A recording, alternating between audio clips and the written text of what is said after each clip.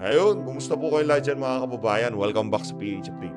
Muli po tayo nagbabalik sa panibagong reaction video. Dito sa video na to, papanoorin po natin itong pagkakaisa nitong mga congressman na taga-suporta nitong si Martin Romualdez. No? Papakinggan po natin ang mga sasabihin ni Suarez dito sa video na to. Kaugnay pa rin po doon sa nangyaring hearing sa Senado kahapon tungkol dito sa People's Initiative na to, na talagang masyado na pong obvious na ang nangyayari po nanggagaling po sa pabunuhan ng House of Representatives ang mga direktiba. Ayon doon sa nangyaring hearing kahapon, mga direktiba ay nanggagaling sa opisina nitong si Speaker. Tingnan po natin kung paano ipagtanggol nitong si Suarez at itong si Delipe, itong si Romualdez. At dito rin sa video na to, pasadahan po natin na mabilisan at na itong sagutan itong magpinsan, no? Mag-usap na lang kasi kayo. Itong si Senator Amy, kahit ano pang gawin mo, wala na. Kumbaga, matabang na yung banat mo ka. Pakausapin mo yung pinsan mo, mag-usap kayo para hindi ang dating yung pamilya niyo masyadong iskandaloso no? Pwede niyo nang pag-usapan niya, Romualdez tsaka Marcos, magugulo po tong pamilya na to. Kaya sa susunod na eleksyon, wag po kayong maghahalal na konektado dito sa mga pamilya na to. Dahil balik dilawan style po ang politika sa ating bansa. At dito rin po sa bahagi ng video natin na to, pag-uusapan po natin itong post nitong si Senator Amy Marcos. At tatanungin natin itong si Marcos Jr., bakit ganyan ka magsalita? Epekto ba yan nahahawa ako sa'yo Epekto ba yan ng pulbur?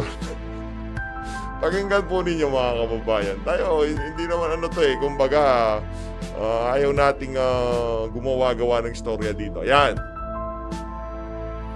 Walang sound, sandali lang. PH Update, palpak na naman. I'm good. But I think we don't. Ang tanong dito yung PI, yung People's Initiative. Pakinggan niyo po ang sagot dito sa Marcos. We don't know yet. We haven't made those decisions yet. I'm good. But I think as of now, the People's Initiative is they're continuing, but that's not. I don't know if that is still one of the options that remains to us. We don't know yet. We haven't made those. Nauutal-utal pa Yan, ano ba yan? Nasobrahan ba sa ano? Yung mga ganyang klaseng tono ng pagsasalita, nasobrahan ba yan ng Goldilocks? Tayo nagtatanong lamang naman po Pakinggan Decisions niyo po yet. I'm good. But I think as of now, the People's Initiative is they're continuing, but that's not. I don't know if that is still one. To make the story short, baka hindi pa siya na-briefing ng kayong mga alipores kaugnay dito sa People's Initiative na to, kaya nagkakautal-utal pa po siya. Ito po mga kababayan, Senator Amy Marcos continue her world war. Ito po ang sabi nitong si Senator Amy Marcos. Mag-usap kasi kayo magpinsan. Dinadala nyo pa sa media, nag-iiskandalo pa kayong dalawa Mag-usap kayo. Ikaw kasi Senator Amy, kahit na anong gawin mo, Marcos ka pa din. Baka dating nga niyan parang naglulukuhan tayo dito. Ang pumuporma itong si Tamba ang plano naman pala talaga, ikaw ang gigit na sa lahat ng to, no? Sabi po nitong si Amy, Amy Marcos continued her world war with her cousin, Speaker Martin Romualdez, as she accused him to defying the directive of her brother, President Ferdinand Marcos Jr. to abandon the People's Initiative. Wala, yung kapatid mong si Marcos Jr., Senator Amy, wala. Anong sabi ni Tatay Diggs? Ngagba nga Anong defying? Well, hindi naman rin respeto yung kapatid mo kahit ano sabihin, hindi naman pinapaniwalaan. Kaya kung hindi siya papakinggan ng mga nakapaligid sa kanya na di umano mga tauhan niya, hindi siya pinapakinggan. Normal lang yun Anong sabi ni Tatay Digong? Ayon kay Tatay Digong, sabi niya ngagba mo si Junior. Yan ang problema Laki sa layo kasi itong si Junior no? Mga kasama yung kabataan niya, puro banda-banda. Kaya yan ang nangyari. No? Kaya kayo mga kabataan, huwag kayo medyo maglalalapit sa mga banda-banda. baka sapitin nyo kagayang sinabi nitong si Junior. Ayun po mga kababayan, pakinggan po natin itong mga aliporis nitong si Martin Romualdez. Pag nagsasalita talaga si Suarez, akala natin noong naghihiring kaugnay sa SMNI, medyo bumait-bait na itong si Suarez. Noong diniklara siya bilang bagong deputy speaker, ba't parang lumala ata kapag pagsasalita? Pakinggan nyo po mga kababayan. Ito lang to, obserbasyon ko lang Akala natin medyo yung naging malumanay na itong si Suarez. Pagkatapos nung naging hearing, yung tipong naging humble na ba yung pagsasalita. Dito po mga kababayan, yung kahambugan niya parang bumalik ulit. Pakinggan nyo po. Well, we welcome that development because that is what we agreed and have been waiting for since the start of this year. They filed resolution of both houses number 6. And in fact, if we backtrack that resolution of both houses number 6 filed by the Senate President Mig Zubiri even gave it a timeline that they will pass it this March. So the House, we are patient enough in waiting for them to pass it this March. So maghintay po ang House. So we welcome, we would like... Napuwersa nyo sila, no? Sa totoo lang, nagkikisimpatyo tayo sa Senado, pero hindi natin alam bakit pagka yung totoo naman yung sinasabi ng mga congressman na pagka gusto ng amendahan, pagkatatawag sila ng Constituent Assembly, kaagad ng itong mga senador, dinidecline yung kanilang imbitasyon. Ngayon, ang nangyari po, parang brinaso na nila. Alam niyo kung matitino lang yung mga congressman, yung nakita natin yung mga napaka-humble, yung very approachable, yung tipong pagka tinanong mo sa kanilang travel expenses, hindi nagpapakulong dyan sa House of Representatives. Susuportahan natin itong people, itong charter change Pero yung problema po mga kababayan, kung kagaya ni Dilipe, kagaya ni Suarez, ang nandyan na mga kakalkal din sa ating saligang batas, ang sasabihin natin dyan, pass thank tayo ngayon, pass. Our counterparts in the Senate for finally sitting down as what we were requesting. Let's bring it up to a higher level of discussion, particularly, which is the meat of the matter, the economic amendments that has to be made to help this country. The economic amendments to update that 37-year-old Constitution. So, maghihintay po kami. Nagsabi naman po ang Senate President na gagawin nila to, ipapasa nila by March, so the House of Representatives will have that patience in waiting for them to transmit it to us before our Holy Week break. Maghintay po kami. Yeah, thank you. With relation to the question of... Ayan. Pakinggan natin to si Idol. Pakinggan natin to si Suarez. Gusto kong namnamin yung mga bawat salitang lumalabas sa bunganga nitong congressman. Yung pinaka-konyong congressman sa House of Representatives. Pakinggan nyo po kung paano magsalita. Tina, no? Ay, Yeah. by the way, Deputy Speaker na po pala ngayon. I think what we see is the narrative against progress and development is consistent. So, gusto nilang lagyan ng political color yung constitutional amendments na pinupush ng House of Representatives. When in fact, on the table are purely economic amendments. Economic amendments.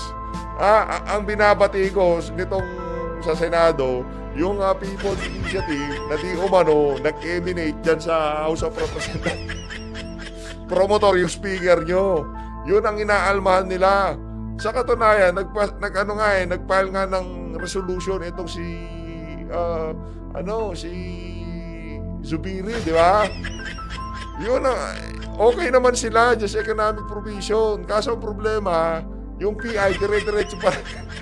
This was the same argument and threats posed by the Senate na sinabi na i-abolish daw sila, matatanggal daw sila Tapos ito naman sinasabi na to perpetuate power, etc., etc. You know, it's really the same narrative. Sige. Ito, Suarez, mabilisan na to. Tanongin natin yung mga kaibigan, kababayan, kakilala natin dito sa PH Update. May tiwala po ba kayo sa pagbumukang yan? Sige. Ganito na lang, simple lang naman eh. Simple lang. Simple lang. Sandali lang. Simple lang yan eh, simple lang, ha? Kayo dyan sa House of Representatives, tigilan nyo kami dyan sa economic provision nyo. Kasi yung mga MOOE nyo dyan, napaka-kaunting pera, hindi natin mamando ng maayos. Hindi natin makita kung saan yung pinagdadadala kasi liquidation by certification kayo. Okay? Ngayon, gusto nyo magpapasok ng napakarami pang investor, pagandahin ang ekonomiya. Saan mapupunta ang pera na makukuha natin sa mga investor na yan? Ayan, tingnan nyo yan, no? Kasi hindi nyo pera yan mga pinagagasta nyo dyan. Bakit hindi kayo mag-liquidation by resibo? Sige nga. Ang iyayabang nyo, economic provision. Ano lukuhin? Tagal nyo na ninoloko isang bayanan, mag-liquidation by resibo kayo. Yun ang importante sa amin ngayon. Being thrown against the proposal to push for charter amendments. But, you know, like what Jack has mentioned earlier and the other colleagues have been parroting since, you know, we fought for this. You know, how long do we have to wait? Anong we fought for this? Ngayon ko pa nga lang namin nakita dyan sa Ngayon ka pa nga lang nag-ingay dyan sa House of Representatives na we fought for this. We're in the same level as Cambodia already. We're 8th from the last. My goodness, sandali lang. Ulit, sandali lang. Saksakan talaga ng kayabangan tong tao na to. Cambodia, second for the last. Ayusin nyo muna yung liquidation by certification nyo dyan. Tigil nyo muna yon. Bago natin pag-usapan yung charter change na yan. Kahit sandamukal pa na pera ang pumasok sa Pilipinas, kung hindi rin natin na-audit na maayos, wala pa rin kwenta yan. Yan ang tandaan yung mga kababayan. Huwag po kayo magpapaniwala. Pagka pumasok yung napakaraming investor, lolobo din ang gastos ng mga yan sigurado. Imagine, wala pang 50 million ang kanilang gastusin sa kanilang travel expenses. Pero meron po silang 2 billion na nakatenga sa pondo nila. Ganyan po katitindi ang mga tao na yan. Ngayon gusto po nila magpapasok ng napakaraming investor para sa ekonomiya ng Pilipinas. Yung MOOE nyo nga, hindi nyo nga maayos-ayos tapos magpapasok pa tayo ng napakarami pang investor. Huwag ganon. When do you want to actually realize the full potential of the country? So we're happy with the development of... Anong full potential? Ngayon pa nga lang, hindi nyo maayos-ayos yung mga gastusin nyo dyan. Anong full potential the pinagsasabi Senate. mo? We look forward to them having discussions quickly. Let me emphasize quickly kasi Majo mentioned a timeline earlier. Although I'm quite concerned because when I heard the statements of Senator Coco Pimentel, ang sinabi niya parang kakailanganin ng mahigit 1 taon to sa Senado para pag-usapan. So siguro yun ang kailangan natin malaman mula sa mga kaibigan natin sa Senado, yung timetable. So tingin natin, pinapadali ni Marcos Jr. Pinapamadali ni Marcos Jr. yung provision sa mga economic mga provision para sa economic economic provision sa ating constitution. Para siguro yun ang nakikita niya sagot para mapakita sa taong bayan na talagang may nagawa ang administrasyon niya. They gave. Sige lang, tulakan nyo. So we'll hold them to that. March. Yayabang. Regarding, to add to that, yung sinabi kong timetable, hindi po kami nagbigay nun, ha?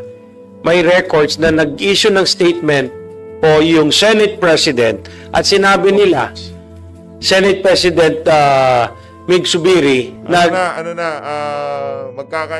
constitutional crisis tayo pagka ganito. Imagine, nagsasagutan na po itong mga to.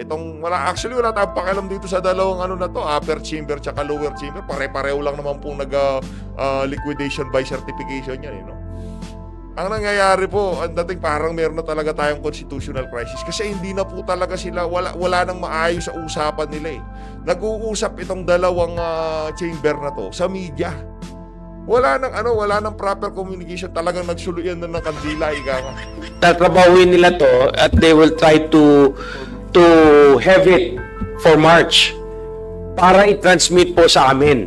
Nako po. So, sa kanilang timetable to, hindi po sa House of Representatives. In fact, this development is a welcome development for us.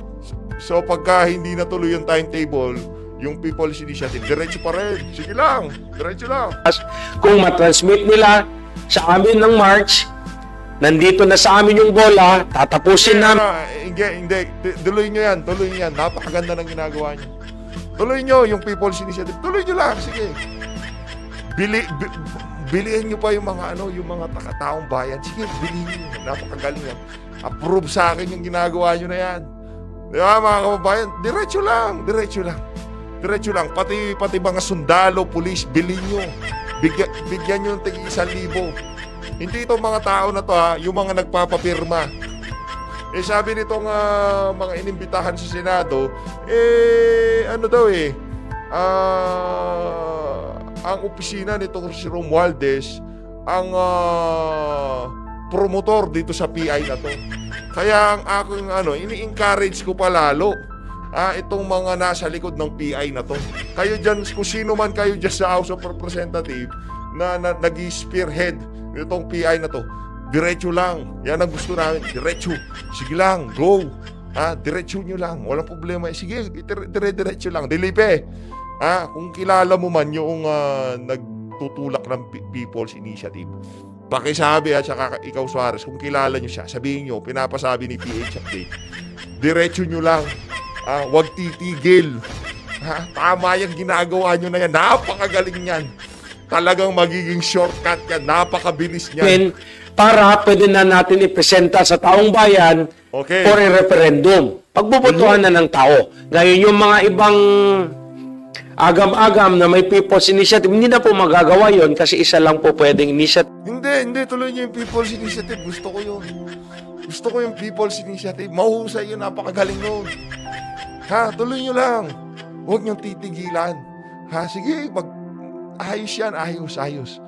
Pakisabi kung kilala nyo man yung nag-promotor niyan. Pakisabi ng si PH Update, suportado niya yung PI na yan. Diretso nyo lang. For every 5 years. Now, with regards tingnan natin kung saan kayo aabot yung PI to the suspicion that we are trying to do this to have somebody become a prime minister or something, records will prove. Tingnan po natin ano yung transmit ng House of Representatives sa Senado. Hindi po yung sikreto. Those are public records. Anong transmit ng House of Representatives sa Senado? Resolution of both Houses number 6, authored by 302 congressmen, Constitutional Convention to amend the economic provision. So wala pong anong gagawing paano yung voting? Joint ba o joint voting ba o separate voting? wala pong nilagay doon na political. So I do not know kung saan po galing yung political, klarong-klaro po.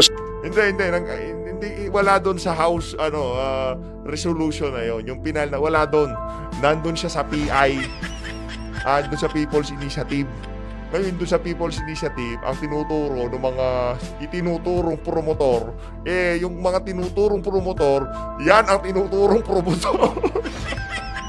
Sa transmit ng House of Representatives, that is for economic provisions that we really feel that in each and every Congress, sa lahat ng speaker na dumaan dito sa House of Representatives, we're trying to push to update that 37-year-old Constitution.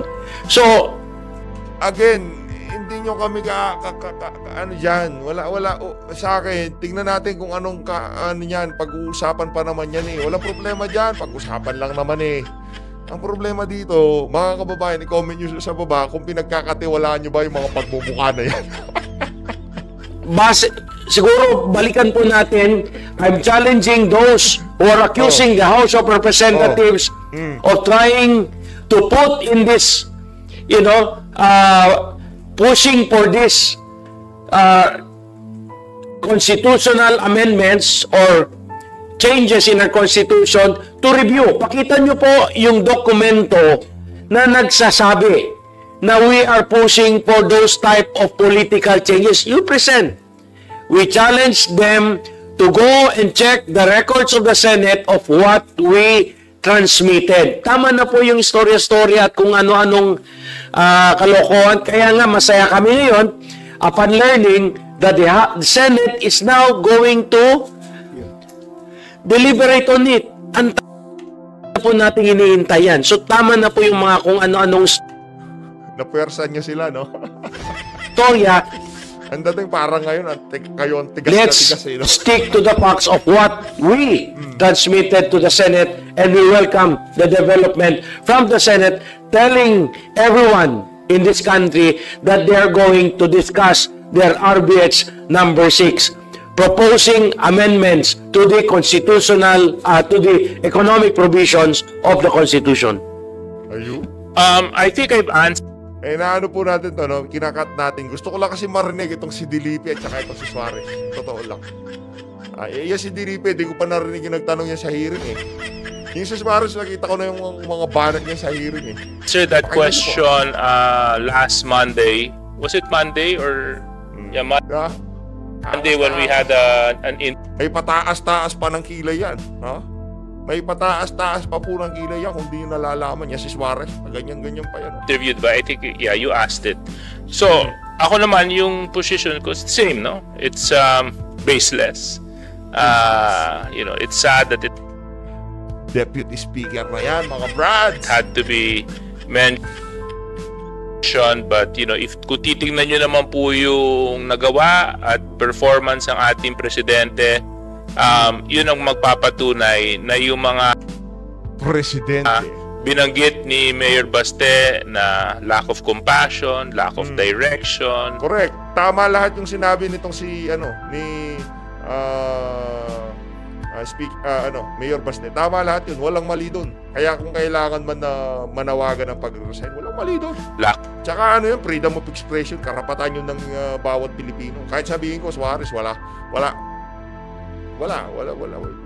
Of love, I think has no value in it given May value yun. Lahat ng pinangako ng presidente nyo noong panahon ng kampanya, wala naman talaga siyang sinubukang tuparin. the performance of President Marcos. In fact, for the House, we even reiterated our support for him Grabe yung pagkasipsip ngayon ng House of Representatives, no? Nakakadiri last kayo. Monday through Kung saan ang kung saan ang mga boboy, mga Pilipino, wala pang social media, ang dali utoy. Pero ngayon iba na, eh. Pagkapasipsip na ganyan, the alam na resolution natin. that was read out by Sarap maging congressman, grabe. Senior Deputy Speaker Dong Gonzales. Ay, Dong. Deputy Speaker din yan, di ba? Mali, sorry. Deputy Majority Speaker, tama ba? Okay. Sabi ko na, ikaw na. Sige Hindi, ako gusto sagutin. Taga Mindanao ko. Dalawang taga Mindanao. Taga Mindanao. Apat Mindanao. Ay, wala, nagbubulahan na kayo. Ay na nga mga kababayan, dito po tatapusin ang ating reaction video. Mag-ingat po kayo lahat. God be the glory. Huwag po kayo magpabudol dito sa mga pagbubukha na to. Kung yung mga nag-offer sa atin na baguhin ang mga economic provision ng 1987 Constitution, talagang nakita natin ang pagkamakabayan. Hindi nagpapakulong pagka tinanong sa kanilang budget dyan sa House. Malamang, susuportahan pa natin. Kaso itong si Suarez pa, nakita yung magsalita, napaka, di ba? Ito si Romualdez, tinanong sa kanyang, ang tawag dito, sa kanyang travel expenses. Oh, ano nangyari? Nakulong. Ngayon, pagka lap emoji ka diyan sa page ng House of Representatives, iba-block ka nila.